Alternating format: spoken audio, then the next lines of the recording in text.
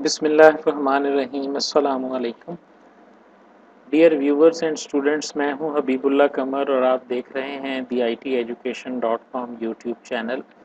CS 504 software engineering के short lectures और question answer session में कंडक्ट करता हूं अपने स्टूडेंट्स के साथ, और उसको मैं फिर रिकॉर्ड कर लेता हूं आप लोगों के लिए कि आपको भी फ़ायदा होगा। आज दूसरा सेशन जो है वो मैं रिकॉर्ड कर रहा हूं, तो इंशाल्लाह इससे भी आपको भरपूर फ़ायदा होगा जी। तो relationship of several components of software requirement, अगर ये डायग्राम देखें ना आप, तो कल हमने बात की थी कि बिजनेस रिक्वायरमेंट्स जो होती हैं ना, ये हाई लेवल रिक्वायरमेंट्स होती हैं, ठीक है, जिसके अंदर हम अपने ओवरऑल जो प्रोडक्ट या सॉफ्टवेयर हम बनाने जाते हैं ना, हम उसका विजन और स्कोप जो है ना उसको डॉक्यूमेंट करते हैं। अच्छा, जो जो विजन बिजनेस रिक्वायरमेंट में जो विजन बयान किया जाता है, जो स्कोप बयान किया जाता है, उसको एक डॉक्यूमेंट की सूरत में हम लिख लेते हैं, ठीक है। तो वो बन जाती है हमारे पास विजन एंड स्कोप डॉक्यूमेंट। अब उसी विजन और स्कोप से हमने यूजर रिक्वायरमेंट्स को एक्सट्रैक्ट करना है। फिर ये प्रोसेस शुरू हो गया यूजर रिक्वायरमेंट्स का। यूजर रिक्वायरमेंट्स हमने ले ली, कैप्चर कर ली। यूजर रिक्वायरमेंट्स और बिजनेस रिक्वायरमेंट्स, सबसे पहले ये बात जहन में रख लें कि ये कैप्चर की जाती हैं, ये गैदर की जाती हैं क्लाइंट से। कौन करता है? ये रिक्वायरमेंट इंजीनियर जो है ना, ये कलेक्शन करता है इनकी, ठीक है। और इस प्रोसेस को हम रिक्वायरमेंट एलिसिटेशन प्रोसेस कहते हैं। रिक्वायरमेंट्स को एलिसिट करना, रिक्वायरमेंट गैदरिंग भी हम इसको कहते हैं, ठीक है। अब आपने बिजनेस रिक्वायरमेंट्स भी ले ली और उसके बाद हाई लेवल विजन के बाद आपने यूजर रिक्वायरमेंट्स भी ले ली। अब आपने यूजर रिक्वायरमेंट्स की बुनियाद के ऊपर सबसे पहले यूज केस डॉक्यूमेंट आपने बनाना है। यूज केस डॉक्यूमेंट या SRS डॉक्यूमेंट जो होता है, इसमें आप अपनी फंक्शनल नॉन फंक्शनल रिक्वायरमेंट्स को लिख देते हैं। फंक्शनल रिक्वायरमेंट्स इसमें प्रैक्टिकली क्या होती हैं? नंबर वन जी, फंक्शनल रिक्वायरमेंट्स आपके उस प्रोजेक्ट की वो सारी शेल स्टेटमेंट्स होती हैं। ध्यान से लफ्ज सुनिएगा, शेल स्टेटमेंट क्या? This program shall provide a facility to log in into the system. This program shall provide a facility to register a user into the system. This program or this software shall provide an interface to capture the sales of the products. समझ आ रही है बात की जी? इस तरह एक software में जो जो कैपेबिलिटी होगी फंक्शनैलिटी के एतबार से, वो सारी आपने फंक्शनल रिक्वायरमेंट में लिस्ट करनी। सिस्टम रिक्वायरमेंट्स इनपुट दे रही हैं फंक्शनल रिक्वायरमेंट्स के हवाले जी।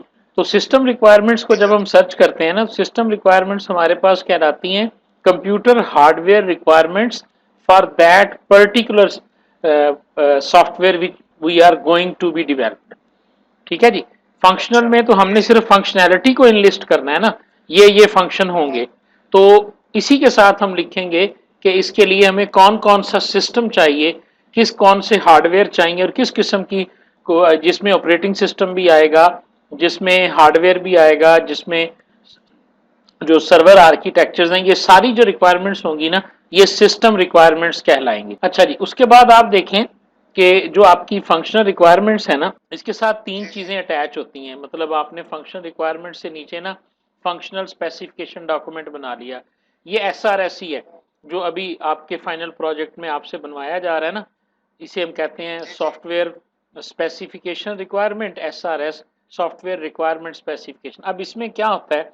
नंबर वन तो इसमें क्वालिटी एट्रीब्यूट्स होते हैं, यानी आपने ये भी मेंशन करना होता है कि आपने सिर्फ इस फंक्शनैलिटी को अचीव नहीं करना, बल्कि ये क्वालिटी स्टैंडर्ड्स हैं जो आपने मेंटेन करने हैं इस फंक्शनैलिटी को अचीव करने में।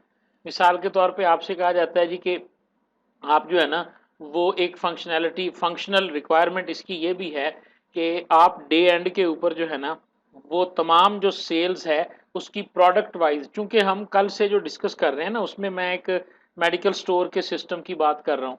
वो इसलिए कर रहा हूँ कि ये आसान होता है, इसके बारे में तकरीबन हर स्टूडेंट जानता होता है, ठीक है।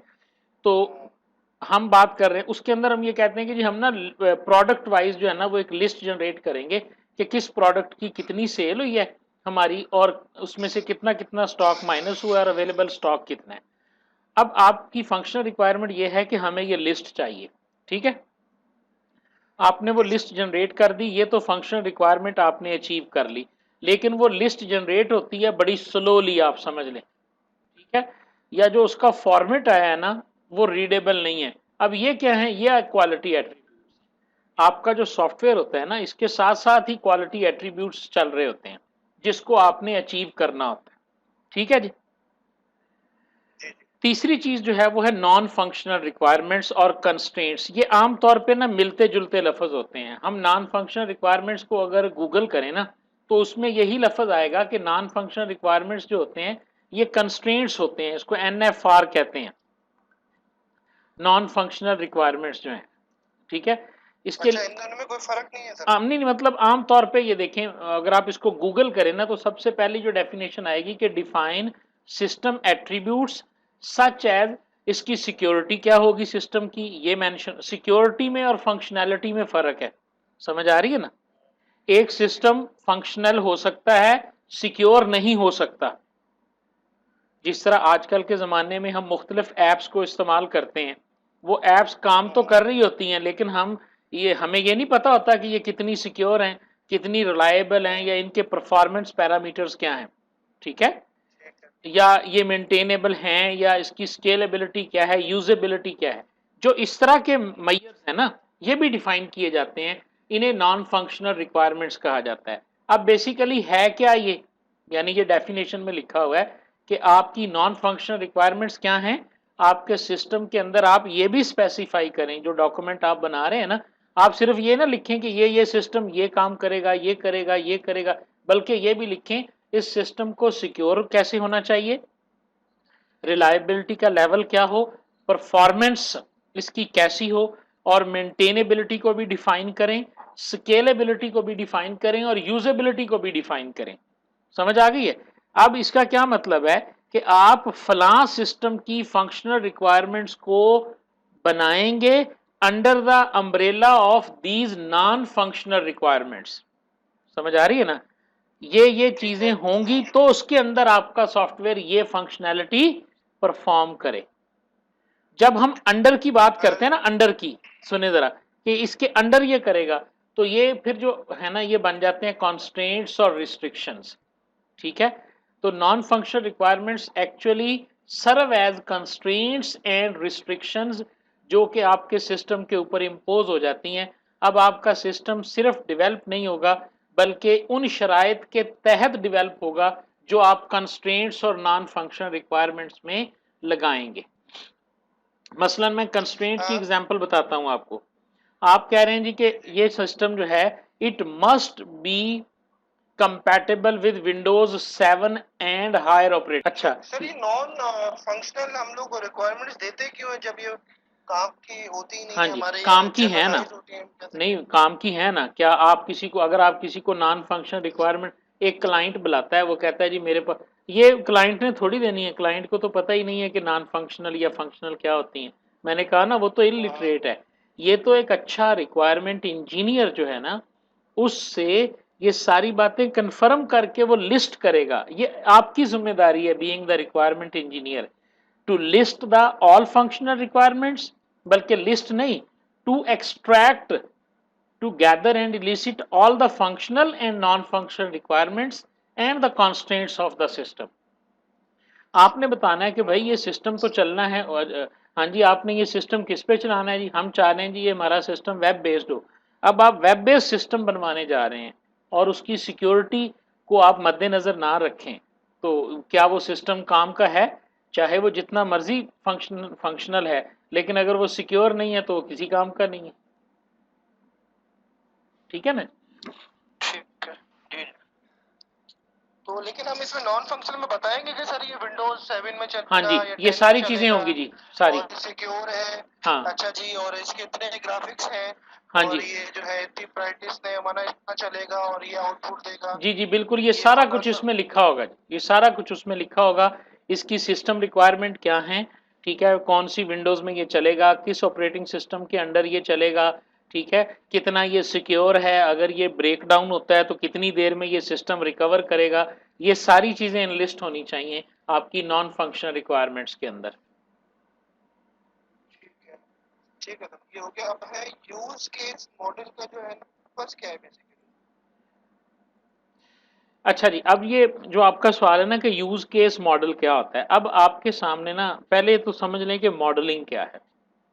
हमने ये जितना कुछ लिखा है ना यूज केस डायग्राम के अंदर, ये डॉक्यूमेंट के अंदर, इस डॉक्यूमेंट के अंदर ना हम जो स्पेसिफाई करेंगे ना मतलब रिक्वायरमेंट्स को, तो वो हम दो सूरतों में करेंगे। एक तो यह है कि हम टेक्स्ट की सूरत में लिख दें, ठीक है, और एक आप अगर देखें ना तो आपको लेक्चर नंबर 5 के अंदर ना एक सिस्टम की डायग्राम बनी हुई नजर आ रही होगी, केमिकल ट्रैकिंग सिस्टम की ना, ठीक है। अब आप देखें इस डायग्राम से ना क्लियरली सारी चीजों का एक प्रोग्रामर को भी पता चल जाएगा और एक नॉन टेक्निकल बंदे को भी अंदाजा हो सकता है, ठीक है। देखो केमिस्ट का पता चल जाएगा जी कि केमिस्ट जो है ना वो केमिकल रिक्वेस्ट किया करेगा, उसे वेंडर कैटलॉग इन्फॉर्मेशन वापस आ जाया करेगी, वो वेंडर कैटलॉग की क्वेरी किया करेगा तो उसे केमिकल कंटेनर जो है ना वो वापस मिलेगा। ये लिखा हुआ है ना इसमें, ये एरोज से बने हुए हैं। तो ये जो तस्वीर है ना, ये तस्वीर ज्यादा बेहतर तरीके से आपके सिस्टम को डिस्क्राइब कर सकती है एज कंपेयर टू टेक्स्ट। तो ये तो रीजन है कि आप अपने सिस्टम को मॉडल क्यों करते हैं, ये तो पहली रीजन है कि हम मॉडल क्यों करते हैं, ठीक है। तो जब हम बात करते हैं मॉडल करने की तो सबसे पहला मॉडल जो हम यूज करते हैं ना वो है यूज केस मॉडल। जो सबसे पहला मॉडल सॉफ्टवेयर इंजीनियरिंग के अंदर इस्तेमाल होता है ना उसे हम यूज केस डायग्राम या यूज केस मॉडल कहते हैं। अब अगला सवाल कि यूज केस मॉडल है क्या। अच्छा, यूज केस मॉडल या जितनी भी ये मॉडलिंग टेक्निक्स है ना जी, ये याद रखिएगा, ये एवं नहीं बना हुआ कि ये बॉक्स बना हुआ है, ये दायरे से बने हुए, बाकायदा ये स्टैंडर्ड डायग्राम है। इन्हें हम यूनिफाइड मॉडलिंग लैंग्वेज कहते हैं कि ये डायग्राम्स बनाने की भी एक जुबान है जो पूरी दुनिया में स्टैंडर्ड है और उसका नाम है यूएमएल, यूनिफाइड मॉडलिंग लैंग्वेज। इसके अंदर वो बताता है कि भाई यूज केस ऐसे बनेगी, क्लास डायग्राम ऐसे बनेगी, सीक्वेंस डायग्राम ऐसे बनेगी, तमाम जो डायग्राम्स हैं उनको बनाने का तरीका भी ये बताते हैं और उसमें क्या क्या आपने करना होता है ये सारी चीजें बताते हैं। मसलन यूज केस डायग्राम के बारे में सुने। यूज केस डायग्राम जो है ये चार चीजों पर मुश्तमिल होती है। नंबर वन, ये रेक्टेंगल, इसे सिस्टम बाउंड्री कहा जाता है और इसके नीचे आप नाम लिख देंगे जैसे ये लाइब्रेरी सिस्टम लिखा हुआ है। उसके बाद एक्टर्स, जो जो लोग इस सिस्टम के साथ इंटरेक्ट करते हैं वो सिस्टम के बाहर इस तरह शक्लें बन जाएंगी। जैसे इस सिस्टम में ये ब्राउजर है, बुक ब्राउजर है, लाइब्रेरियन है और ये जर्नल ब्राउजर है, बारवर है, सॉरी ब्राउजर नहीं, जर्नल बारवर है, ये बुक बारवर है और ये हमारे पास ब्राउजर है, ठीक है। और ये लाइब्रेरी, ये चार एक्टर हैं जो इस सिस्टम के साथ इंटरेक्शन करेंगे। अब हर एक्टर क्या करता है, मसलन बुक बारवर जो है ना वो चार फंक्शनैलिटीज परफॉर्म करता है, या वो रिजर्व बुक करता है, या वो बोरो बुक करता है, या वो रिटर्न बुक करता है, या वो एक्सटेंड लोन करता है, ठीक है। लाइब्रेरियन क्या करता है, अपडेट करता है कैटलॉग को। जर्नल बारवर जो है ये बोरो करता है जर्नल को या फिर ये रिटर्न करता है जर्नल को, ठीक है। अब आप देखें ये जो ओवल्स है ना ये कहलाते हैं यूज केसेस, ठीक है। तो चार चीजें पूरी कर लें जी। ऑपरेशंस कहाँ तक थे? नहीं सर सुने, ये एक्टर्स, सिस्टम बाउंड्री और यूज केसेस, ये तीन चीजें पूरी कर लो पहले तो।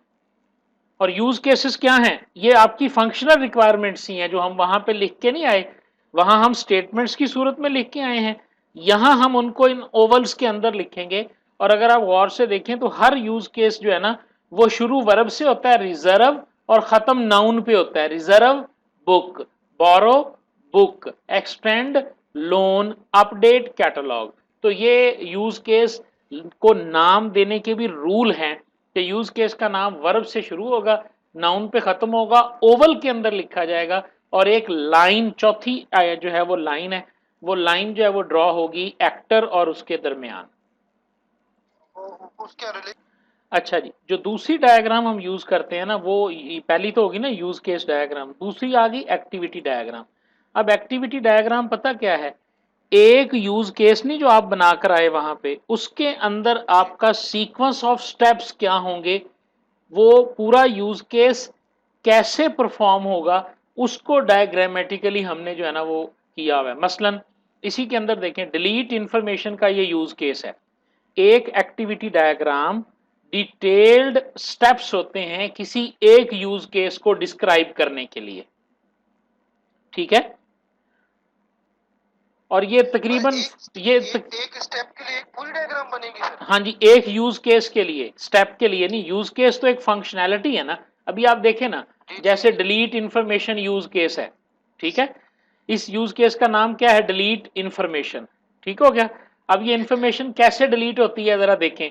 ये जो ब्लैक सिंबल है ना, ये स्टार्ट का सिंबल है। ये हाँ जी, चूज ऑब्जेक्ट टू डिलीट, पहले स्टेप में हम चूज करेंगे। दूसरा हम इनिशिएट करेंगे डिलीशन को। फिर आगे वो पूछेगा डिलीट नॉट अलाउड, अगर नॉट अलाउड है तो वो मेंटेन रखेगा ऑब्जेक्ट को, और अगर वो अलाउड है तो वो आगे चला जाएगा। फिर वो पूछेगा यार कंफर्म करो डिलीट को या कैंसिल करो। अगर आप कंफर्म कर देंगे तो रिकॉर्ड एक्शन हो जाएगा, अगर आप कैंसिल कर देंगे तो दोबारा वो ऑब्टेन्ड उस पे आ जाएगा, ठीक है। और इसी तरह ये ऑब्जेक्ट डिलीटेड पे आ जाएगा। बेसिकली ये जो एक्टिविटी डायग्राम है ना, ये फ्लो चार्ट से मिलती जुलती डायग्राम है। हाँ, इसलिए सर वो मैंने हाँ, बेसिकली ये flow of activities of a certain use case जो है ना, उसको ये जाहिर कर रही होती है, ठीक है जी। ठीक है। अच्छा जी, एक थोड़ा मैं इससे रिलेट करना चाहूंगा। लेकिन ये एक ज़हन में रखिएगा, it's not a flow chart. Flow हाँ चार्ट सर, के वो सिंबल और होते हैं, आपको याद होगा, उसमें पैरेललोग्राम सर होता है, इनपुट का सिंबल और होता है, ठीक है ना। ये थोड़े से मिलते जुलते हैं। जैसे यहाँ भी डायमंड आ रहा है डिसीजन के लिए, डायमंड टाइप सिंबल है, लेकिन डायमंड अंदर से खाली है। लेकिन एक्टिविटी डायग्राम इसी तरह की होती है, जो एक यूज केस को इन डिटेल पिक्चर में शो कर रही होती है जी। ठीक है सर। अच्छा जी, और ये देखें जी, लिमिटेशन ऑफ यूज केसेस ना, कि ये यूज केसेस तो हैं लेकिन इनकी लिमिटेशन क्या है। इन्हीं लिमिटेशन को हम नॉन फंक्शनल रिक्वायरमेंट कहते हैं। हमने नाम लिए थे ना, रिलायबिलिटी, परफॉर्मेंस। अब देखो इसकी मिसाल क्या है, यूजेबिलिटी की मिसाल क्या है, कि हम लिखेंगे colour blind people should not have any difficulty in using the system. तो colour code should take care of common form of colour blindness. अगर आप ये जुमला एसआरएस में नहीं लिखता एक रिक्वायरमेंट इंजीनियर, और डिजाइनर एक ऐसा कलर यूज कर देता है जो कलर ब्लाइंड के लिए प्रॉब्लम करता है, तो आपके सिस्टम का डिजाइन जो है ना वो प्रॉब्लम कर जाएगा, ठीक है। अच्छा आगे देखें, रिलायबिलिटी में क्या है, system needs to support 724 operation. ये सिस्टम जो है वो 24 घंटे चलना है, तो इसलिए इसे सपोर्ट करना चाहिए, ठीक है। तो इस तरह ये वो सारी की सारी। अच्छा पोर्टेबिलिटी में देखें क्या है, the system should run on Windows 98 और above and shall as well as Sun Solaris 7.0। क्योंकि बहुत पुरानी ये बुक लिखी हुई है, तो उसमें विंडोज 98 का ज़माना था, तो इसलिए। तो इस तरह ये देखें, हम नॉन फंक्शनल रिक्वायरमेंट्स जो है ना उनको स्पेसिफाई कर रहे होते हैं। इस तरह का सवाल अगर पेपर में आता है कि गिवन सिनेरियो है और आपसे कहा जाता है कि फंक्शनल रिक्वायरमेंट्स और नॉन फंक्शनल निकालो, मेरा ख्याल है पहली असाइनमेंट भी इसी तरह की थी। नहीं, पहली असाइनमेंट तो वो थी अपनी ऐसे, ये अपनी जो डायग्राम बनानी थी ना। अच्छा डायग्राम, तो बहरहाल अगर वो निकालनी हो फंक्शनल और नॉन फंक्शनल, तो आपने मैंने रूल बता दिया ना, कि जो जो वर्ब्स यूज हो रहे होते हैं ना सिनेरियो के अंदर, मेरी एक डिटेल्ड वीडियो मौजूद है जिसमें मैंने एक सिनेरियो दिया है, और उस सिनेरियो में से मैंने फंक्शनल और नॉन फंक्शनल को एक्सट्रैक्ट करके दिखाया है कि ये देखो, ये फंक्शनल ऐसे निकालनी है, नॉन फंक्शनल जो है वो आपने ऐसे निकालनी, ठीक है जी। जी ये जो प्रोसेस मॉडल और डोमेन मॉडल्स लिखे हुए हैं ना, बेसिकली ये वो डायग्राम्स के बारे में ही आपको बता रहा है कि जो हम डायग्राम्स बनाते हैं। देखो डोमेन रिक्वायरमेंट्स एनालिसिस फेज, जब आप रिक्वायरमेंट को एनालाइज कर रहे होते हो, आपको याद होगा मैंने कहा था रिक्वायरमेंट इंजीनियरिंग 4 फेजेस में होती है। पहले में हम रिक्वायरमेंट्स को एलिसिट करते हैं, गैदर करते हैं, उसके बाद हम उन रिक्वायरमेंट्स का एनालिसिस भी करते हैं कि क्या ये जो रिक्वायरमेंट्स हमने गैदर की हैं ये वैलिड है, यानी ठीक भी हैं कि नहीं है, यूज़र ने कोई ऐसी बात तो नहीं बता दी जो पॉसिबल नहीं है, या हमने कोई गलत रिक्वायरमेंट। इसमें वैलिड, कंप्लीट, करेक्ट, ये 4-5 खूबियां होती हैं एक रिक्वायरमेंट की, उनके ऊपर हम जांच रहे होते हैं अपनी रिक्वायरमेंट्स को, ठीक है ना। तो एनालिसिस फेज के अंदर जब हम एनालिसिस कर रहे होते हैं ना, तो हम डिफरेंट मॉडल यूज़ करते हैं। मसलन हम यूज़ केस मॉडल यूज़ करते हैं, हम यूजेज सिनेरियोज को यूज करते हैं, हम जो है वो एक्टिविटी डायग्राम्स को यूज करते हैं जो हम प्रीवियसली कह के आ रहे हैं। समझ आ रही है ना? तो जी जी ये डिफर कर रहे होते हैं कि कोई किस तरह की इंफॉर्मेशन को एक्सप्रेस कर रहा होता है, कोई किसी तरह की इंफॉर्मेशन को एक्सप्रेस कर रहा होता है। जैसे अभी आप कंफ्यूज हो गए थे कि सर फ्लो चार्ट और एक्टिविटी में क्या फर्क है, ठीक है? तो बड़ा हार्ड होता है इनके दरमियान लाइन लगाना ना कि ये चीज इधर है ये इधर है, लेकिन एक माइनर सा डिफरेंस जरूर होता है। जो इंफॉर्मेशन यूज केस हमें देता है वो इंफॉर्मेशन हमें एक्टिविटी नहीं देता। यूज केस हमें पूरे सिस्टम की फंक्शनैलिटीज के बारे में बताता है और एक्टिविटी डायग्राम किसी एक फंक्शनैलिटी के डिटेल्ड स्टेप्स के बारे में हमें बताता है, ठीक है ना? तो ये वो मॉडल्स हैं, इनको हम सबको जो है ना वो डोमेन मॉडल्स कहते हैं। बेसिकली ये ना एक एनालिसिस होता है, सिंक एंड सोर्स एनालिसिस ना हम इसको कहते हैं। जब आपकी रिक्वायरमेंट्स जो होती हैं उनको हम डॉक्यूमेंट करते हैं ना, और उनके ऊपर जब एनालिसिस हम स्टार्ट करते हैं तो जो एक रिक्वायरमेंट होती है ना, हम उसके लिए देखते हैं कि ये रिक्वायरमेंट का सोर्स कौन सा है, और उसके बाद जो है इसने सिंक होके कंज्यूम किसने इसको करना है ना। ये बेसिकली इस हवाले से है। इसको आप इनपुट और आउटपुट से ना ही तसव्वुर करें तो बेहतर है, ठीक है? सोर्स हमारे पास एक ऐसा स्टेक होल्डर है जो डिस्क्राइब करता है रिक्वायरमेंट्स को एक सिस्टम के अंदर, और सिंक वो कंज्यूमर होता है जो उस इंफॉर्मेशन को कंज्यूम कर रहा होता है। सर, इसमें एक्सप्लिसिटली लिखा हुआ है सर कि ये source can be said as input and the sink can be referred as output sir. हाँ जी, वो उस सूरत में आप सिंक को सोर्स को इनपुट कह सकते हैं कि सोर्स हमें जो है ना वो मिला है यूजर से, क्लाइंट से, ठीक है? ठीक क्लाइंट ने है हमें बताया कि जी हम सेल्स को हैंडल करेंगे इस सिस्टम के अंदर, और उससे हमें एक ठीक सेल्स है रिसीप्ट मिलेगी जो कस्टमर के पास जाएगी, ठीक है? अब जो ठीक है ये जो रिक्वायरमेंट है ना, इसके अंदर हमें ये रिक्वायरमेंट मिली हमें सेल्स पर्सन से है, ठीक है? लेकिन इस रिक्वायरमेंट की जो आउटपुट है ये कंज्यूम किसने करनी है? एक कस्टमर ने करनी है। हमने कस्टमर से ठीक है पूछ के तो कस्टमर स्लिप नहीं ना बनाई। ठीक है तो इस तरह आपने अपनी रिक्वायरमेंट्स का सोर्स एंड सिंक एनालिसिस करना होता है सम टाइम्स उनको सही वेरीफाई करने के लिए, ठीक है ना? और ये पूरा ठीक है एनालिसिस अगर आप नीचे पढ़ेंगे, अगर आपको कहीं सोर्सेज नहीं मिल रहे, सिंक नहीं मिल रहे, तो फिर उससे आप जो है ना वो वो रिडंडेंट हो जाएगी वो। रिडंडेंसी भी खत्म होती है और आप उसको खत्म भी कर सकते हैं, ठीक है ना? ठीक हाँ ठीक है जी। चिल्ला रहा हूँ। बेसिकली जो मॉडल का लफ्ज है ना, मॉडल का मतलब आप जी समझे जी पिक्चर, बस नक्शा है ये। इसको आप ऐसे समझें जैसे ये नक्शा है। मसलन आप घर का नक्शा बनवाते हैं ना, तो आप सबसे जी जी पहले एक नक्शा आपके सामने आता है जिसमें सिर्फ प्लाट और उसके अंदर कितने कमरे होंगे ये चीज मेंशन है। ठीक है फिर आप एक उसके बाद जब वो फाइनल कर लेते हैं ना कि हाँ चीजें तो यही होंगी, अब जरा ना इसको डिटेल में बना के लाओ, ठीक है? तो फिर उसकी आगे मजीद डिटेल बनती है। तो ठीक यही है यही टेक्निक हम यूज करते हैं। बल्कि मैं आपको बता दूं, सॉफ्टवेयर इंजीनियरिंग जो है ना, ये इंस्पायर्ड है तमाम दूसरी इंजीनियरिंग से, ये याद रखना। सॉफ्टवेयर इंजीनियरिंग की जो किससे? ये अच्छा दोबारा आवाज काटी आपकी सर। सॉफ्टवेयर इंजीनियरिंग की जो टर्म है ना, ये उसी वक्त आई थी दुनिया में जी जब जी लोगों ने ये देखा कि सॉफ्टवेयर भी दूसरी कारों की तरह या बिल्डिंग्स की तरह एक बाकायदा एंटिटी है जिसे कंस्ट्रक्ट किया जाता है। तो सबसे पहले इसके ऊपर जी भी जी जी वही सारी मॉडलिंग टेक्निक्स अप्लाई की जाएं।